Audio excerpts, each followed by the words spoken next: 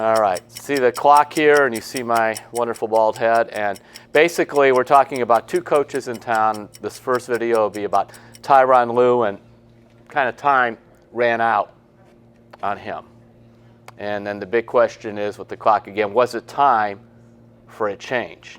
You know, the Cavaliers, after going 0-6, never having a lead in the second half of a game in any of those 6 games, thought that was it for Tyronn-Lue. My column and my feeling has been for a long time that I would not have brought him back for this season, and that the guy that they have as interim coach, I would make the head coach, and that coach is Larry Drew.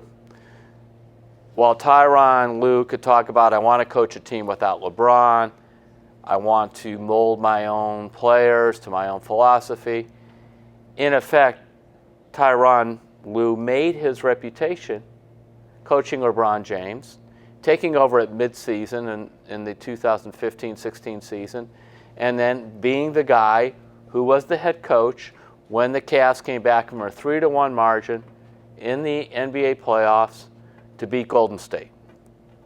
Then after that, they went to 2 more finals with him, lost both times to the Warriors.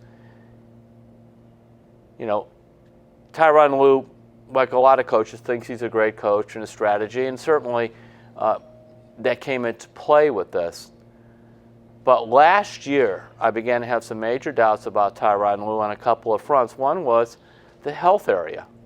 I mean, we could dismiss that man missed 10 games because of sleep deprivation, anxiety, and also at one point he admitted to some of the beat writers that he had been spitting up blood. I never got a full diagnosis on this, and it's up to him. He doesn't have to make it public. But when you go sleep deprivation, anxiety, and spitting up blood, and you're head coach in the NBA, none of that is good. On top of that, so now you've been dealing with anxiety and stress, and guess what you get to do this year, Tyronn-Lue? You get to coach the Cavaliers in a rebuild without LeBron-James. Good luck with that.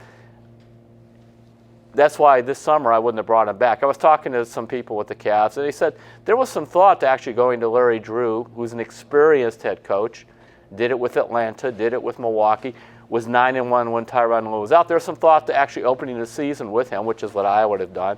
But what they really wanted to do was see if Tyronn-Lue could make it. But, you know, you can see this lack of energy, and I just thought he was distracted.